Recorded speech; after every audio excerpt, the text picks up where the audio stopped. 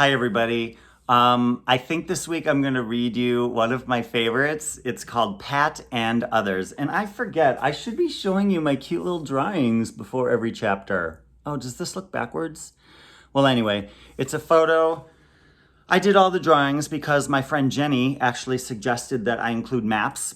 And rather than deal with copyright issues, I figured, hey, I'll draw them myself. Why not? I can do whatever I want. So this is a picture of me in a bus that says Amalfi Drive or Bust. And it's showing me in Europe. This story is going to take place in Amsterdam, Naples, and oh my God, Sicily. There we go. All right, so the name of this book, chapter 33, is called Pat and Others. Her cell phone rang. With impeccable Queen's English, my guide answered it, paused, and replied, "On the top of Mount Etna." Every tour bus dispatched for the shore excursion has a guide on board. They are locals and always very knowledgeable. I met several, and they could be characters. On the first Mount Etna tour that I escorted, our excellent guide was the British equivalent of Cyndi Lauper. Colorful and quite dramatic, she performed the local facts and lore. On the tour again 2 years later, interesting enough to repeat because the volcano had erupted since my last trip, and I think it just erupted again here in 2021, I was able to see where the lava flow had been diverted and how the road up to the restaurant we lunched at was considerably higher due to the excess effluvia. More interestingly, my guide reminded me so much of Cyndi that I just had to ask if she knew her. "Oh yes," she remarked, "you must mean my daughter." The mother had us all in stitches many times, not only in the ancient Greek Roman theater at Taormina, where she recreated multiple actors, but also in casually answering her cell phone with such aplomb on the top of an active volcano. God, we were dying. It was so funny. Then there was Amsterdam Ellen. I fell in love with her instantly. She made me guess right away where she was from, Indonesia, and kept the fact that she had just had her eyes done no secret. We managed to visit to the world-famous Rijksmuseum, closing for a years-long multi-million-dollar renovation the next day. And strangely enough, the Rijksmuseum just reopened, like maybe 5 years ago, whatever. I hated to say goodbye to this warm woman, but was thrilled later on when I was invited out to dinner with the shore excursion staff and Ellen herself as our hostess. She selected a hard-to-find Indonesian restaurant for us and even called ahead to order special food. Times like that reminded me to sit back and bathe in gratitude for a job where I got paid as an entertainer to sail all over the world and meet such hospitable people. Unique and tasty, the food delighted us. However, I approached the mutton course skeptically. I am not one for most meat besides beef and chicken, but Ellen insisted. It was candy. I never had better lamb in my life, and I probably won't ever again. We all dove into the stuff as if it was ambrosia.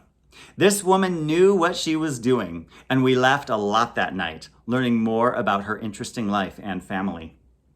6 months later, in Amsterdam again, I was lucky enough to feast on a canal dinner cruise guided by none other than fantastic Ellen. She looked great, and we laughed together some more.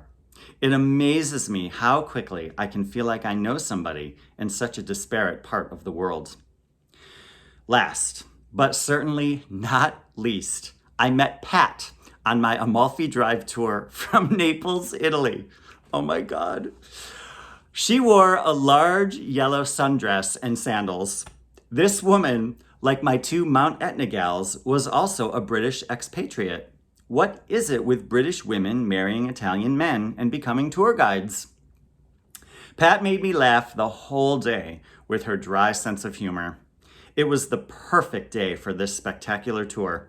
The Mediterranean sparkled, clouds had taken the day off, and every impossible turn along the famous Amalfi Drive was both death-defying and outrageous with surreal vistas. I had introduced myself to Pat, as I always did with my guides, and gave my spiel over the bus microphone to everyone else. Hi, my name is Mike. I'm one of the production show singer-dancers, and I will be your escort today. If you have any problems, let me know, and I will do what I can to assist you, etc. Pat took over on the mic and spoke of all the oranges and huge lemons that we would see that day. She wasn't lying. And everything was proceeding smoothly. Our bus didn't careen into the Med once. Overlooking Positano during a photo stop, Pat approached me and said, "It's beautiful, huh, Mark?" Okay, I'm not Mark, but that's fine. Mark is close enough to Mike, and she's hilarious, so who cares? Essing through the ribbon of a road, stunned that the driver never broke a window along the narrow and old passages, I literally sat at the level of the terracotta roof tiles that we snailed by. We applauded our driver, Giuseppe, many times that day. Accessible only by climbing a bunch of steps, I was down at the bottom of the cathedral in Amalfi, letting all of the passengers ask Pat their questions before scuttling off to shop and explore. Alone with Pat, we stood right by a little shop that sold the local liqueur, limoncello. She turned to me and asked, "Have you tried this yet, Alan?" Alan now. You really must. It's natural Viagra. Pat emitted a deep, phlegmy smoker's laugh. Quite yummy, yes. I believe that Pat had already had enough limoncello for the day. I was on name number 2, but she was kind enough to procure a free sample of alcohol for me, so the mouth stayed zipped once again. Plus, I was dying to hear who else I'd be by the time we parted.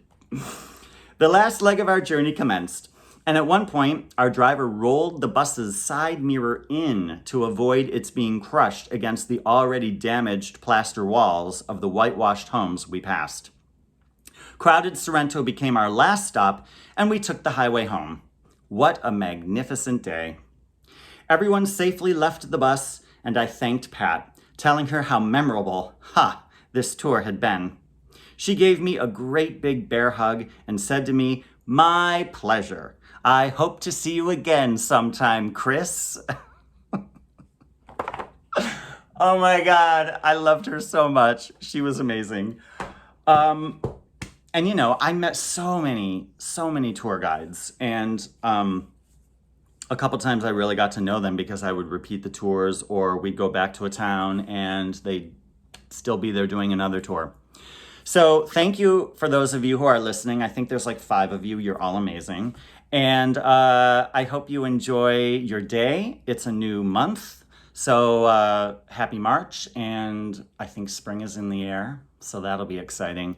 And I hope to see you next week. Thanks a lot. Bye.